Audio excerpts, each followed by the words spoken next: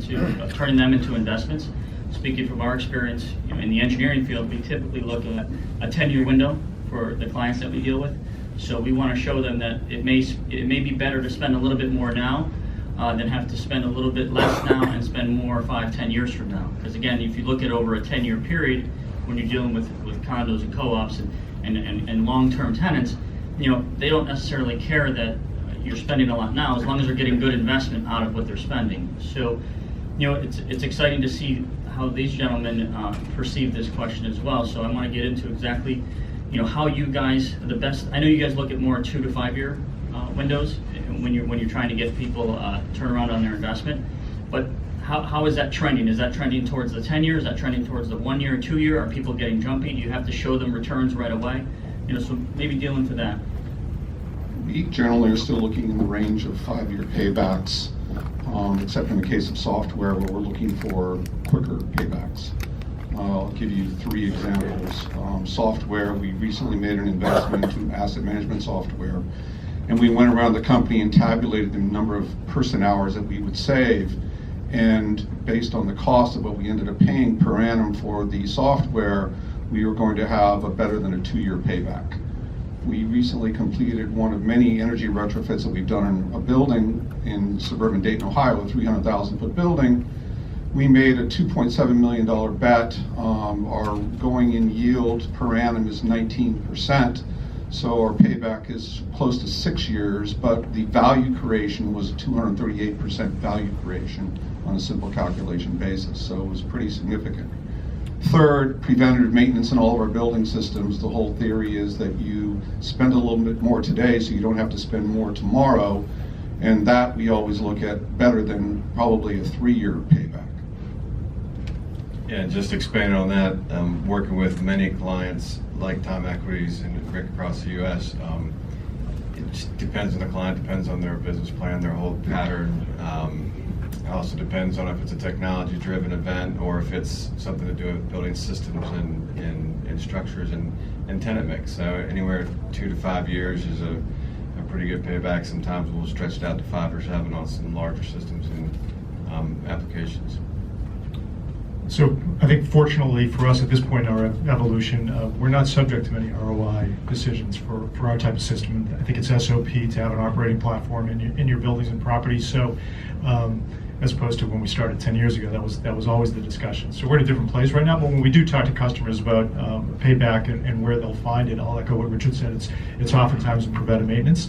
I think the only long-term study I've ever seen was done by JLL probably 10 to 12 years ago, because it takes a long time to evaluate the impact of PM programs, and it was about a 544% return as part of that study. So we talked to customers about the importance of PM programs, and it's reduced energy costs, extending the useful life of equipment. That's where you get the savings, and that's really important for our customers. And the other place is operational risk management. So if you put platforms in place that can reduce your exposure to operational risk, you get pretty quick paybacks in the 2-year period as well.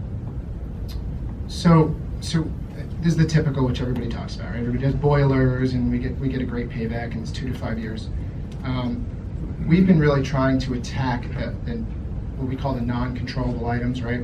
Insurance, right? How do you lower your insurance premiums with a capital expense?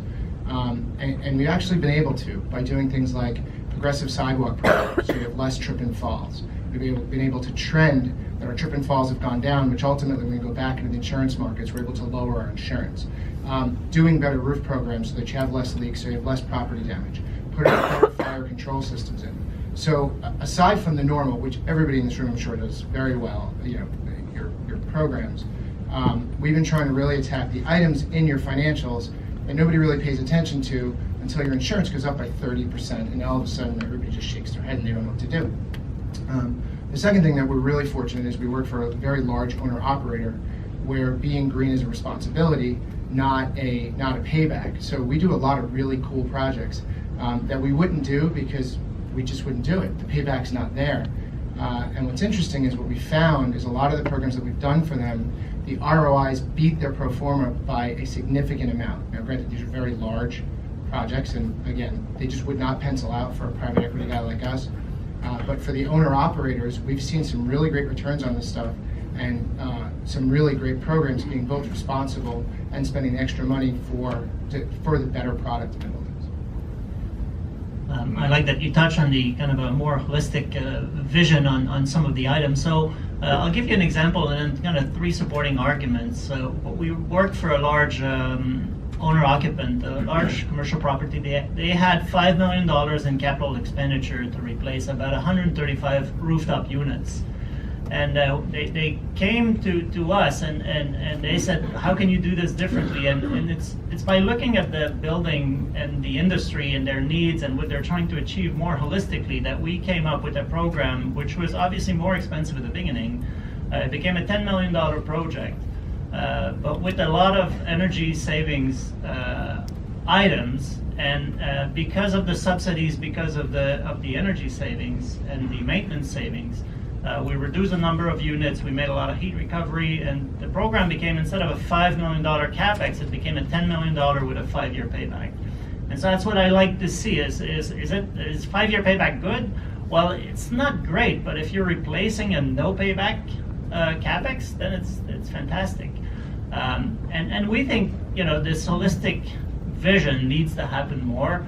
And looking at life cycle costs, looking at more than just the payback of replacing one machine for a new machine, but rather if you come up with a better idea. We see some RFPs coming out that are solutions based rather than product based. So instead of having our clients define what they need and asking us for a price, they ask us, what would you do if you were me? And then we need to get creative to win the business, and so does the rest of the industry. And I think the solution-based RFP is a pretty good tool to get more innovation, more creativity from consultants, engineering and construction firms. And the last thing I would argue is a lot of the construction process is process-driven. It's timesheets, it's extras, it's doing a study, doing design, doing construction, and there's no real focus on the ultimate result. And I think there should be more focus on result and less focus on the process, because something has to give. If the process is very rigid, then the result will vary. And if you say no, we want to reach the final results, that project or that tenant that needs to be happy. Then the process needs to be allowed to vary so that there can be more agility in the design and the construction process. So the standard answer is a 5-year payback. That's what you would look at, but it really depends upon the building itself and what requirements there are. So there are different types of capital improvements. You have code compliance, which includes life safety and security. Those are paramount. So you don't look at what the payback is for that. You have to do those. But there are other items, depending upon the building. If you take a building like 7, which is a newer building, or some older buildings. Now, the older buildings, which are brick and mortar, are trying to keep up with the technology of the glass and steel buildings. So payback is not as important as, hey, how do we make this building competitive in this market? Why would somebody want to come to a building that has old infrastructure, can't support the technology that you need, or the power requirements, or the cooling requirements? So you might throw all the payback out the window to make the building competitive for the future. And also you have to consider what your role is. If you have a major role, the lease role where a tenant's going to move out, now you need to do those capital improvements to make the building competitive and bring the tenancy back into the building. Thank you. Technical aspect here, I have 5 questions, but it's not letting me see any of them. So it's just going around in a circle.